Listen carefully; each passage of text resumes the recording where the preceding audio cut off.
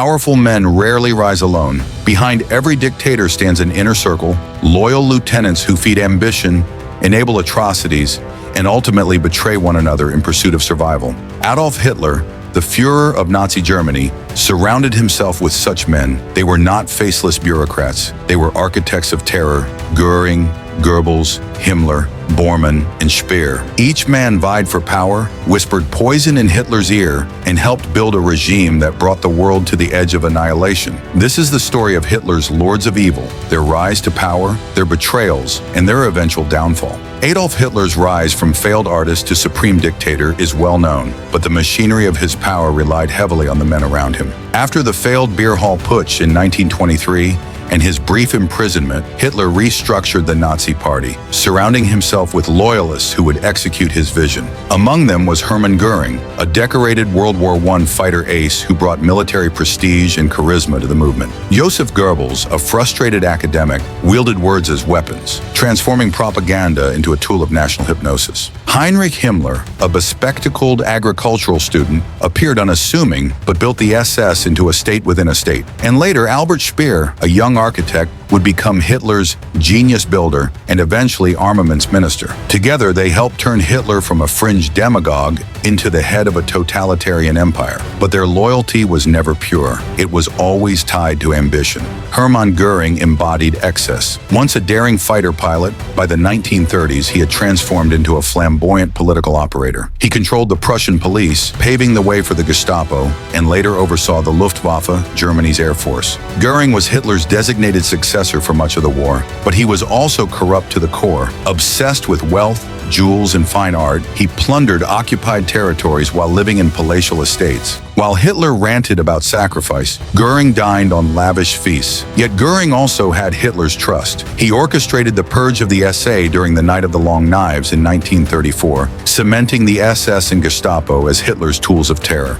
But his failures in the Battle of Britain, where the Luftwaffe failed to crush the RAF, began to tarnish his reputation. By 1945, Hitler would denounce him as a traitor. If Göring was greed personified, Joseph Goebbels was pure fanaticism. With his club foot and piercing eyes, he lacked physical strength, but compensated with ideological fire. As propaganda minister, Goebbels reshaped Germany's media into a symphony of lies. Radios blared Hitler's speeches, newspapers glorified victories, and films demonized Jews and glorified war. He understood that controlling perception meant controlling reality. Goebbels was utterly devoted to Hitler, even when defeat was inevitable. In April 1945, while others fled, he remained in the Führer bunker. His end was as chilling as his life. He and his wife poisoned their 6 children before committing suicide together. Few acts better reveal the darkness of his loyalty. If Goebbels was the voice of Nazism, Heinrich Himmler was its iron fist. He transformed the SS from a bodyguard unit into a sprawling empire of terror. Under his command, concentration camps multiplied, and the Holocaust became industrialized murder. Himmler appeared mild, even bureaucratic, but his obsession with racial purity and pseudo-scientific mysticism drove policies that slaughtered millions. He oversaw the Einsatzgruppen,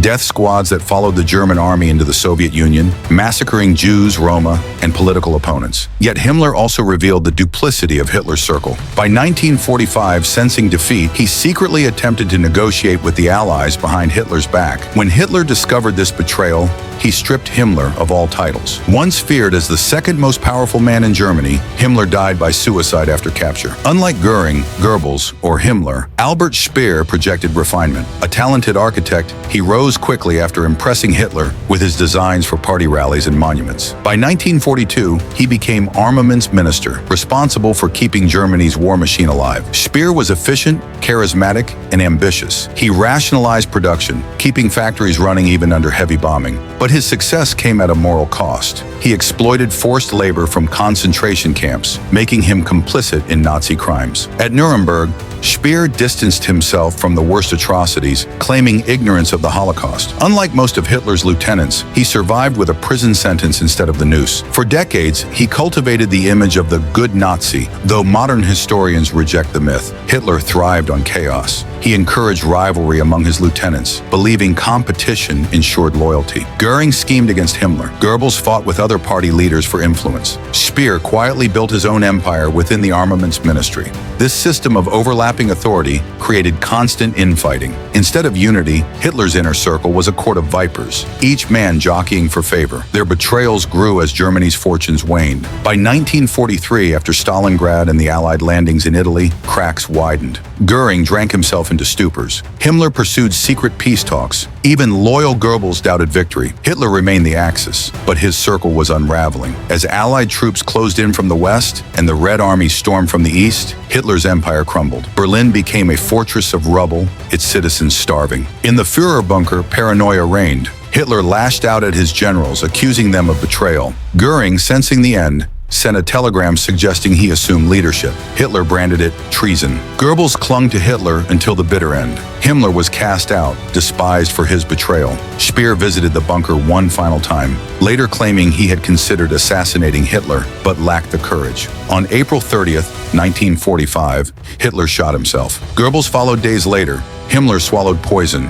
Göring was captured and condemned at Nuremberg, cheating the hangman with suicide. Speer lived on, but with a legacy forever stained. In 1945-46, the world watched as Nazi leaders were put on trial at Nuremberg. Göring, arrogant to the end, defended Nazism until his suicide. Other key figures were hanged for crimes against humanity. The trials exposed the full horror of their actions: the Holocaust, slave labor, aggressive war. For the first time in history, leaders were held accountable for atrocities on such a scale. Albert Speer, sentenced to 20 years, emerged as the outlier. He wrote memoirs painting himself as a repentant technocrat, shaping how the world remembered Hitler's court. But the reality was simpler. Every man in Hitler's circle bore responsibility for unparalleled crimes. Hitler's lieutenants remind us that tyranny thrives not through one man, but through many willing accomplices. Each brought different qualities: Göring's charisma, Goebbels' propaganda, Himmler's terror, Speer's efficiency. Together, they enabled genocide and world war. Their betrayals also reveal the fragility of dictatorships. Loyalty based on fear and ambition crumbles when defeat looms. By 1945, Hitler's once loyal circle turned into a pack of desperate survivors,